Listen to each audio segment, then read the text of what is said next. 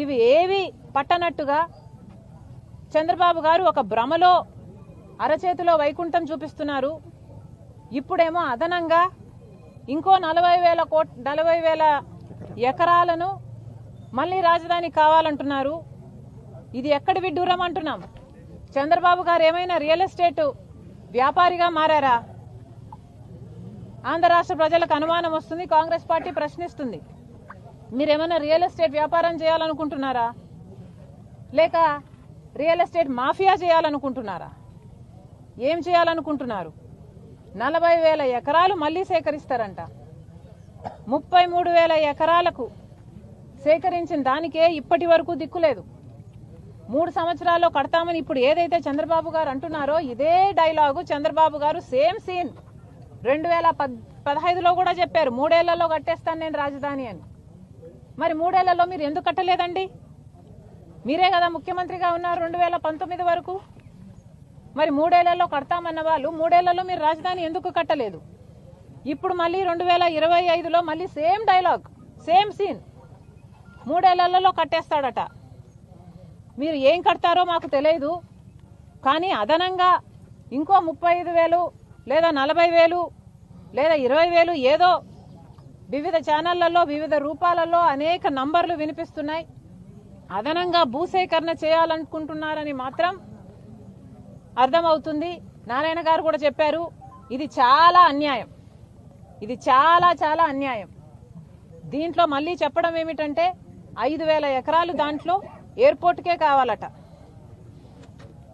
ఎయిర్పోర్టుకు దేనికి కావాలండి?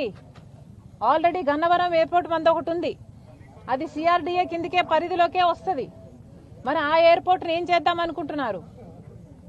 మనకి 5,000 ఎకరాలలో ఎయిర్పోర్ట్ కావాలని చంద్రబాబు గారు అంటున్నారే, వాస్తవంగా నిజానికి ఆంధ్రప్రదేశ్కి అమరావతికి అంత బిజినెస్ ఉందా? అంత బిజీనెస్ ఉందా? అంత బిజీనెస్ ఉందా? వాస్తవంగా అడుగుతున్నాం. ఒక్క ఇంటర్నేషనల్ ప్లేన్ అయినా ఇప్పుడున్న గన్నవరం ఎయిర్పోర్ట్కి వస్తుందా? కనీసం ఒక మామూలు ప్లేన్ అయినా వస్తుందా? ఇప్పుడు వచ్చేవన్నీ ఏటీఆర్లే, చిన్న ప్లేన్లు, అవేవో బొమ్మ ప్లేన్లు ఉన్నట్టుంటాయి. అదేదో మనుషులు కూడా ప్లేన్లు, అసలు హ్యూమన్ రైట్స్ ప్రకారం మనుషులు కూర్చోకూడదు ఆ ప్లేన్లలో. కనీసం మనిషి కూర్చుంటే కాలు మీద కాలు వేసుకొని కూర్చోడానికి కూడా లేదా ప్లేన్లలో. అలాంటి ప్లేన్లు వస్తున్నాయి ఇప్పుడు.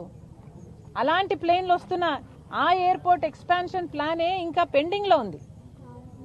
ఇన్నిసార్లు ఎయిర్పోర్ట్లకు తిరుగుతాము, కనీసం ఎయిర్పోర్ట్లో ఆ ఎక్స్టెన్షన్ జరుగుతుంది, ఎక్స్పాన్షన్ జరుగుతుంది, ఏదైనా పని జరుగుతుందా? కొంచెం తలకాయలు కనిపిస్తాయా?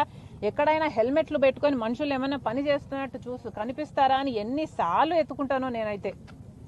ఎవ్వరూ కనిపించరు, అసలు అక్కడ పనే జరగటం లేదు. ఈ ఉన్న ఎయిర్పోర్ట్ ఎక్స్పాన్షన్ ప్లాన్కే దిక్కు లేకుండా పోయింది. ఇక్కడికే కనీసం ఒక పెద్ద ప్లేన్ కూడా రావటం లేదు, ఇంటర్నేషనల్ ప్లేన్ ఇంక అసలే రావటం లేదు. మరి అలాంటి అప్పుడు ఇప్పుడు మనకు 5,000 ఎకరాలలో ఇంకొక ఎయిర్పోర్ట్ కడతారట. ఏదో పెద్ద అంత బిజీగా హైదరాబాదు సికింద్రాబాదు మన రాజధానిలో అంతంత పెద్దగా అయినట్టు, ఆలు లేదు సూలు లేదు కొడుకు పేరు సోమలింగం అన్నట్టు. దేనికండి అని అడుగుతున్నాం. చంద్రబాబు కొంచెం భూమి మీద నడుస్తే బాగుంటుంది, ఆకాశంలో పయనిస్తున్నారు. అలాగే అరిచేతిలోనే అందరికీ 3D గ్రాఫిక్స్ వైకుంఠము చూపిస్తున్నారు. అది కాదు సార్, వాస్తవం కాదది. దయచేసి ఈ ఆలోచన మానుకోవాలి. ఈ అదనంగా ఏదైతే మీరు 35,000 ఎకరాలో లేక 40,000 ఎకరాలో సేకరించాలనుకుంటున్నారో దీనికి పూర్తిగా వ్యతిరేకం కాంగ్రెస్ పార్టీ. మేము దీనికి ముమ్మాటికి ససేమిరా వ్యతిరేకమని బహిరంగంగానే చెప్తున్నాము. ఎందుకంటే ఇంత అధ్వానమైన రిడిక్యులస్ ప్లాన్ ఇంకొకటి లేదు.